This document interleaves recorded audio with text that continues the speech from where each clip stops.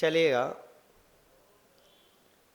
लुकमान कवि से किसी ने पूछा कि आपको तमीज़ किसने सिखाई है, तो लुकमान कवि ने कहा बदतमीज ने।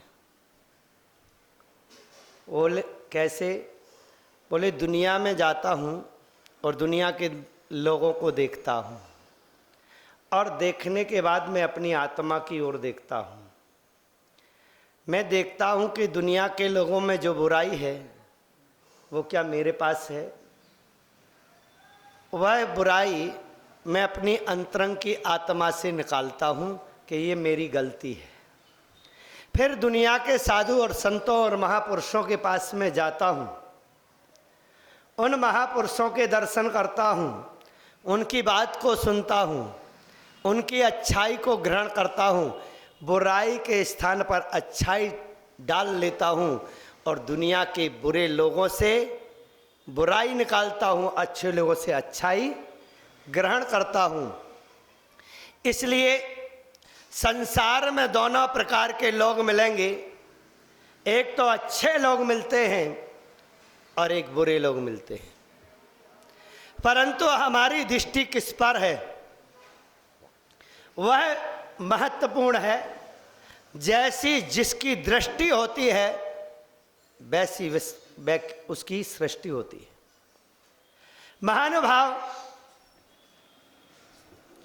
छोटी सी बात कहता हूं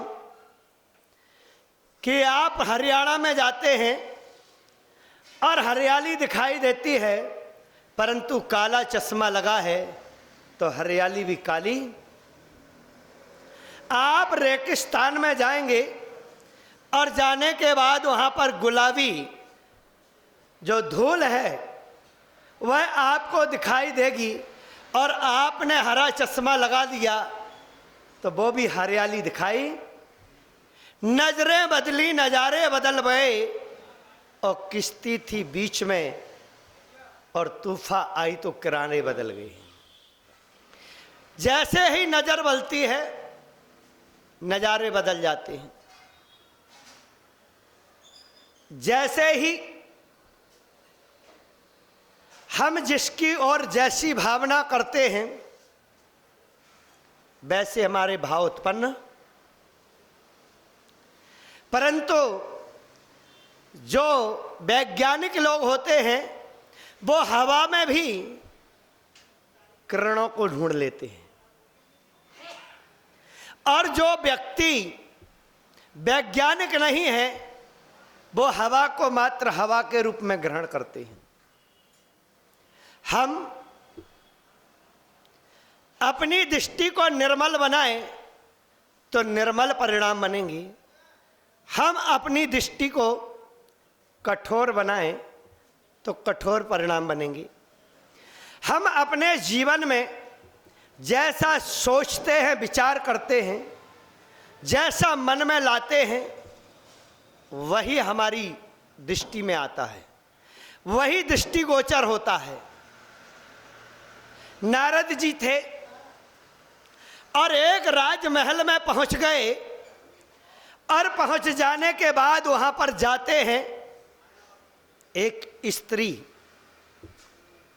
श्रृंगार कर रही थी, उसने पीछे की ओर नहीं देखा, और जब पीछे की ओर नहीं देखा तो वो वहां से सोचा ये तो अपने श्रृंगार में मस्त है, मैं नारद हूं, मेरे को नमस्कार नहीं किया, मेरे को बैठने को नहीं कहा, मेरे को अच्छा नहीं कहा और मेरी ओर देखा भी, पूछा भी नहीं। मन उत्पन्न हुआ, आकुल व्याकुल हुआ और वहां से चले, और चलते हुए एक उन्होंने चित्रपट बना लिया। यानी एक कागज पर चित्र की भी स्त्रियां होती हैं, अचेतन स्त्री के अंतर्गत आता है। किसके? हाँ, जब सील के 18,000 वेद पढ़ोगे ना तो उसमें अचेतन स्त्री भी है, काष्ठ पाषाण चित्ताम, तीनों प्रकार की। ओ बना लिया और बना लेने के बाद क्या करते हैं, वे जाकर के एक दूसरे राज्य में जाते हैं। हरि द्रौपदी घात की खंड कहाँ पढ़ा आपने?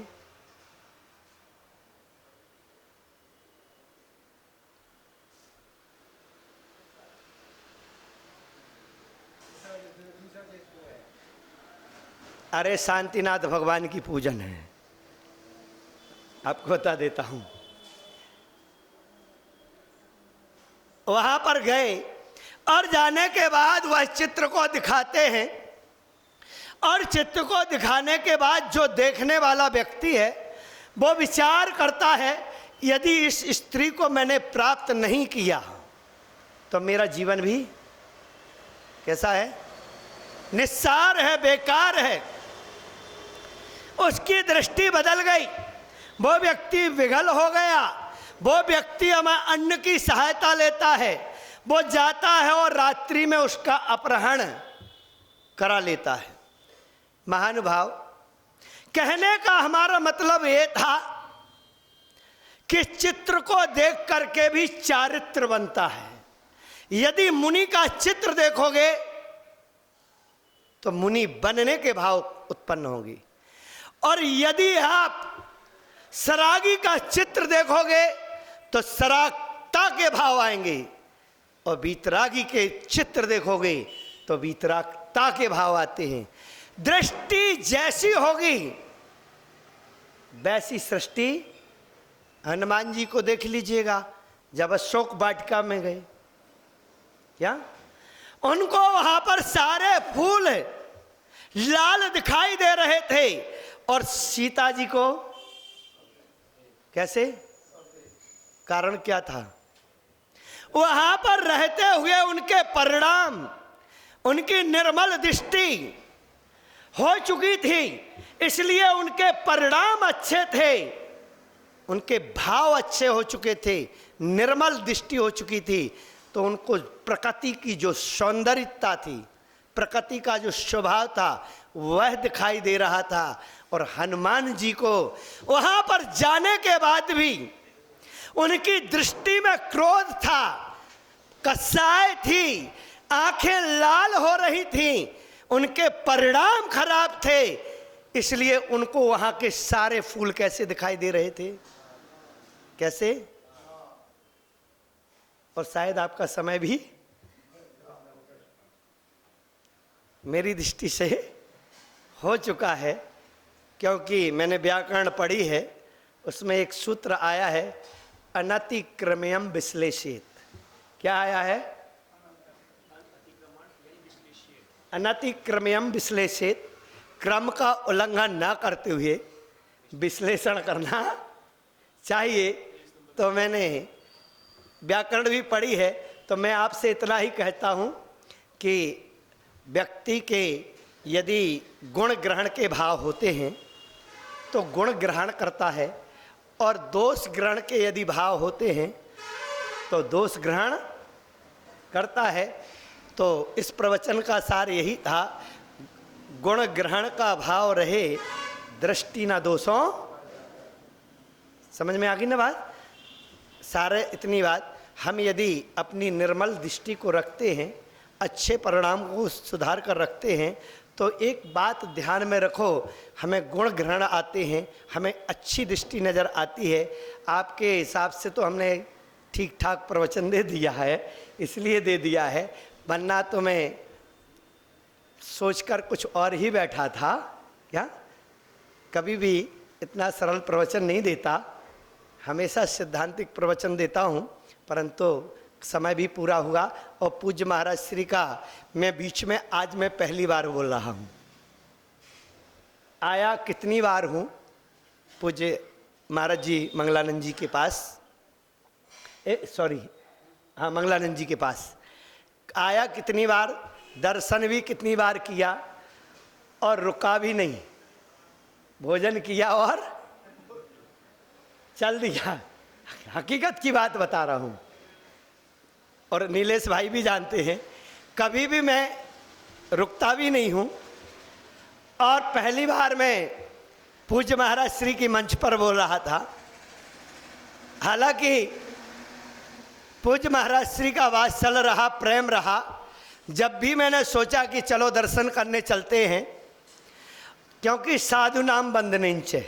क्या हमारे जैन सिद्धांत में साधु की वंदना करना, तीर्थ वंदना करना, या भगवान के वंदना करना, या जंगल में विराजमान मुनियों के दर्शन करना, क्योंकि देव और शास्त्र और गुरु तीनों हमारे लिए हमें क्या है कि वंदना के योग्य हैं, पूजने के योग्य हैं, पूजा करने के योग्य हैं और उनकी स्तुति करने के कैसे हैं।